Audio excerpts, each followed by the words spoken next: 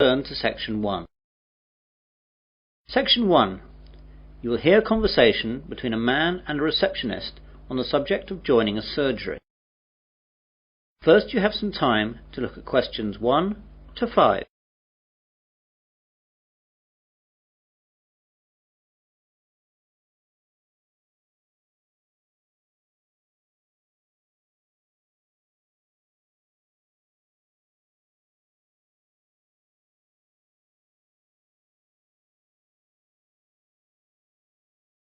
You will see that there is an example.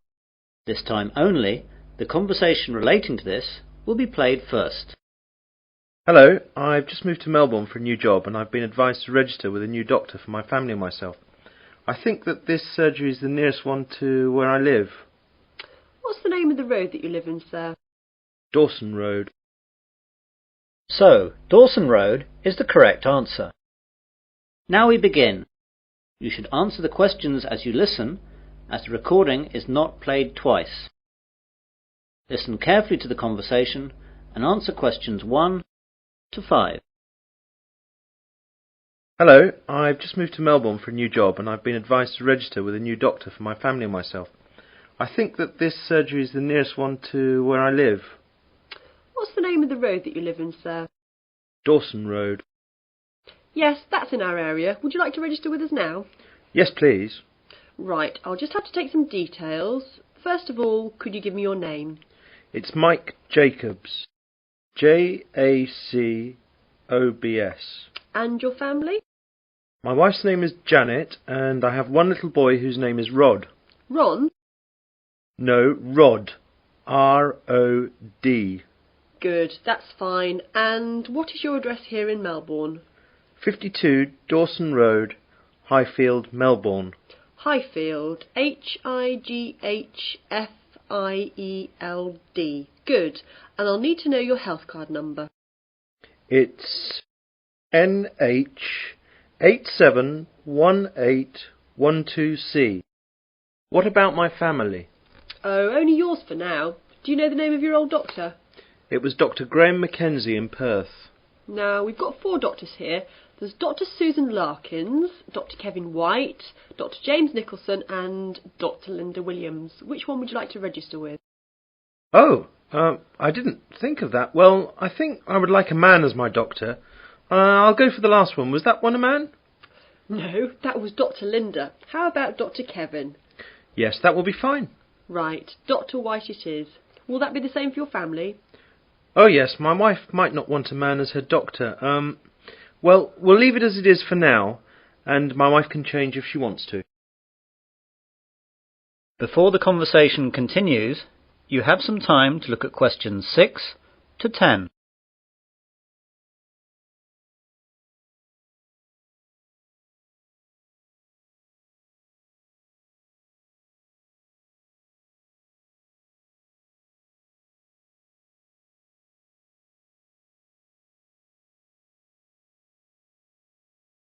Now listen carefully and answer questions 6 to 10. I'd like to make an appointment now for my wife. She wants to come in at the end of the week. How about this Friday morning? That's Friday the 21st. I don't think she can make the morning. Any openings in the afternoon?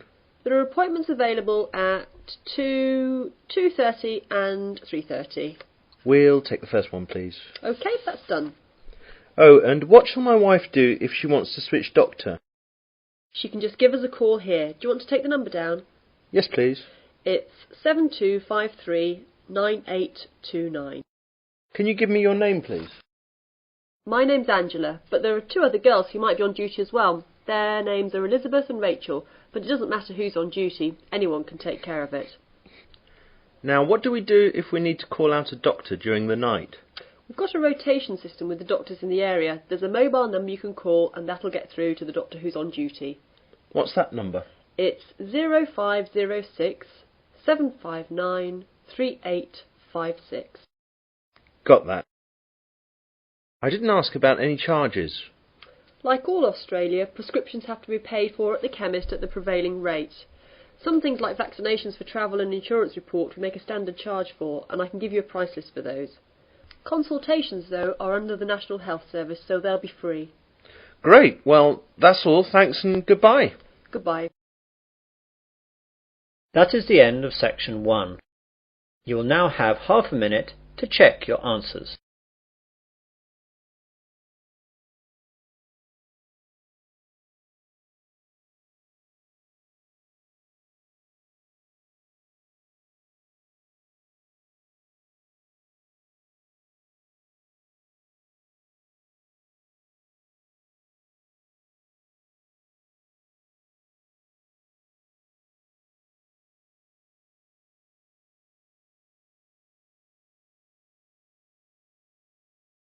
Now turn to section 2.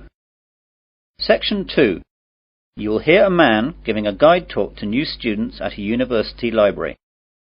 First you have some time to look at questions 11 to 16.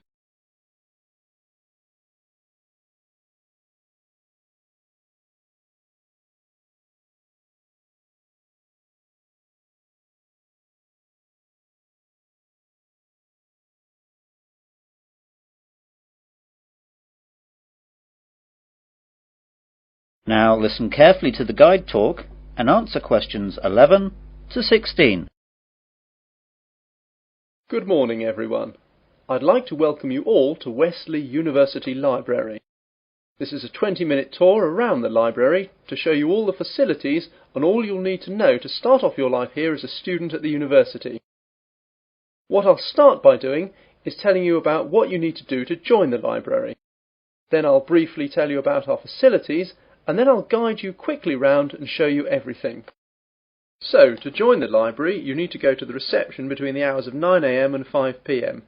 After that, the reception closes, though all the other facilities will stay open until 10 PM. At the reception, they'll give you an application form. After you fill that in, you'll have to give us the fee of £5, which you have to give us every year that you're a member of the library. We will also need to see your university card to confirm that you're a student of the university. And finally, we'll need 2 passport photos, one for our records and the other for your library card. You will need to do all this as soon as possible so you'll be able to use the facilities at once. I'm sure your workload will begin to build up soon. Now, let me tell you a bit about the facilities. The library opens daily from 8 AM to 10 PM, though, as I told you earlier, the reception operates only between the hours of 9 AM and 5 PM. Although this is extended to 6:30 PM on Fridays to give students more time to organise their book requirements for the weekend. The reception is closed on Sundays. Undergraduate students are permitted to take out 4 books at any one time, and each book may be borrowed for a period of 2 weeks. Postgraduates may borrow 6 books at a time. Borrowing time can be extended by a period of 1 week per book if the student comes into the library in person with the book in question so it can be re-stamped. We do not renew book borrowing over the phone. If you are late in returning any book, then you will be charged a fine of £2 for every week that you are late. You won't be able to take out any other books until this fine is paid. This is not a method of earning money for the library, but merely what we have to do to ensure that all students have access to all the books that they will need. You now have some time to look at questions 17 to 20.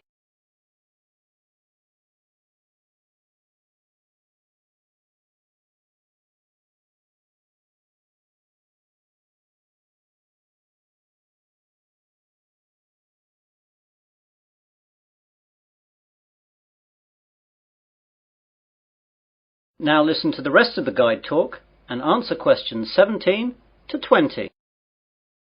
OK then, on to the layout of the library. We're on the ground floor of the library at the moment. Here we have the reception, the computers, which you can use to search for books and their location, and the bathrooms, which are behind the reception. The rest of the ground floor is taken up by the non-lending section of the library. Here we keep all the books which are either too valuable or are used too much to lend out. You can reserve time with these books at reception and use them during any time that the library is open, but, of course, you may not remove them from the library. On the first floor above us we have the arts section, which includes books that students will need for subjects such as languages, literature, art and history. On the second floor is the science section. We'll see these in a minute. Of course, individual departments will usually have their specialist libraries in their buildings, though the computer catalogues here will list them so you know where to find everything, whether it's here or in the specialist libraries. Finally, in the basement we have the stack system, which contains the university collection of magazines and journals that we have collected and to which we subscribe. If there's anything that we do not have or that you can't find, please go to reception and let them know the details. The university operates a swap system with other universities, and we can arrange for volumes that we do not possess to be sent here on a limited loan. Well, those are the basic details about the university library. That is the end of section 2. You'll now have half a minute to check your answers.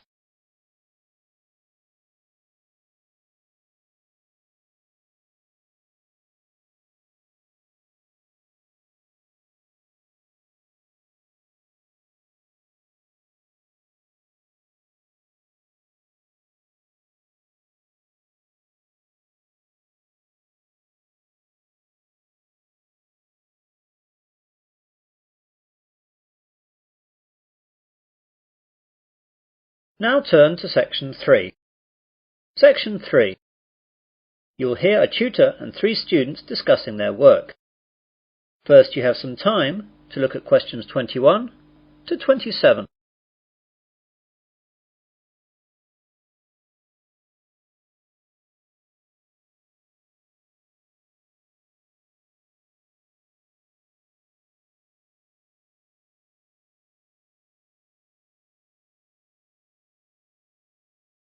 Now listen carefully and answer questions 21 to 27. Good morning everyone. Well, in today's tutorial we're going to discuss the essays that you have to submit by the end of next week. Some of you will have already started them, which is good, and if you haven't, well that's okay, but you'll have to get a move on. So, let's begin with you, Simon. What's happening with you? Well, I've made a start on it. I researched the background quite extensively last weekend, and I should get to the writing stage tomorrow with a bit of luck, and I'll get finished at the weekend. What are you writing about? I decided to look at the car manufacturing company Jaguar, examine the problems they had with reliability in the 1970s and 80s, how they dealt with it, and how it affected their marketing and sales strategy. That sounds pretty interesting. Any problems with that? At the start I had problems getting information from that far back, but after rooting around in the library I found some magazines which gave me information and also gave me references to find other stuff. It seems now the only problem is keeping to the 4,000 word limit. It just seems that I have so much to write about. It seems I'll need 5,000 or even 6,000 words to be able to cope. Yes, your essay title seems to me to be very wide-ranging. Would you think about cutting out part of it? How about looking at their sales and marketing strategy, but only mentioning the problems in the 70s and 80s and not going too far into it? That's a good idea. That will make it much easier to handle. By the way, how do you want us to hand in our work? Do you want us to drop in a hard copy to your office? You could do that, but I'd prefer it if you just emailed it to me as an attachment.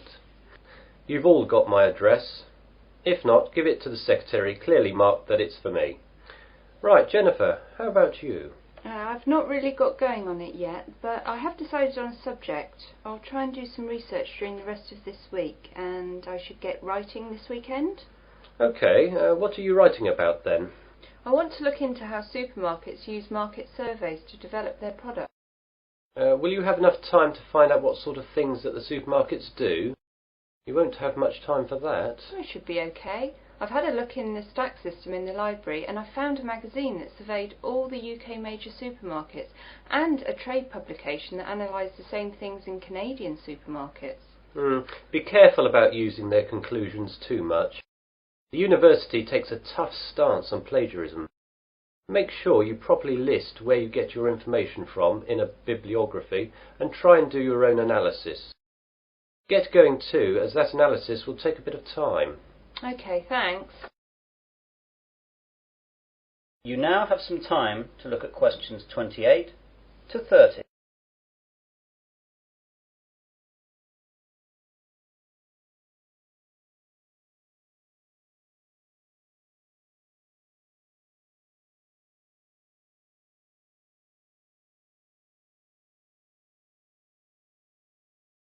Now listen to the rest of the discussion and answer questions 28 to 30. And Melanie, how is your work going? I'm a bit behind, I'm afraid. I was sick all last week and the weekend with flu. I've got a subject, I think, but I've not done any work on it yet. Is there any chance I can get an extension to the submittal date? The policy of the department is not to give any extensions unless there are extenuating circumstances. Do you have a doctor's certificate or anything? I went to the doctor's, but I didn't get a note as I didn't realise I would need it. The doctor will have a record of me, though, as I got a prescription. I'll go back and get one. Yes, do. If you get one, then there shouldn't be a problem getting an extension. Without it, though, you'll be in trouble. What subject are you considering anyway? I thought I'd do an overview of the UK mortgage interest rates and their effect on housing sales trends over the last 10 years. I thought it might be of interest because of the huge increases of house prices over the last decade. Certainly an interesting subject, and it should be no great problem getting information, as this has been fairly well documented. It's a lot of work again, though, and you'll really need to get cracking on it, even with the extension, if you get one. Well, I've not got much on for the rest of the week, and I've set aside the weekend to really get to grips with it. Good. Now, is there anything else? That is the end of section 3. You will now have half a minute to check your answers.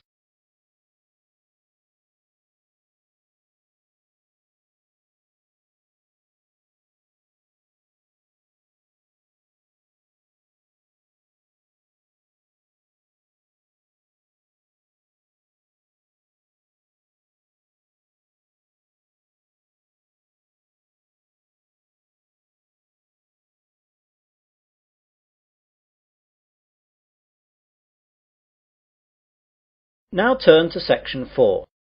Section 4. You will hear part of an Earth Sciences lecture. First you have some time to look at questions 31 to 40.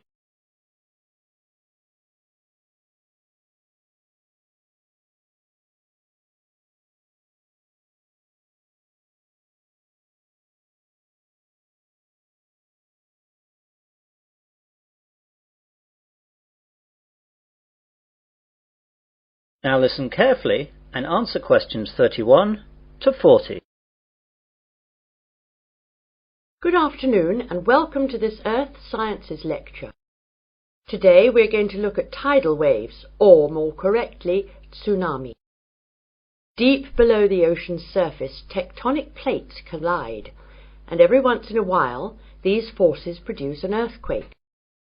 The energy of such submarine earthquakes can produce tidal waves which radiate out in all directions from the epicenter of the quake, moving at speeds of up to 500 miles per hour. When these waves reach shore, they can cause enormous destruction and loss of life. Tidal waves are actually misnamed. They are not caused by tides. A more accurate word for them is the Japanese name tsunami, which means harbour wave. They are also sometimes called seismic sea waves, since they can be caused by seismic disturbances such as submarine quakes.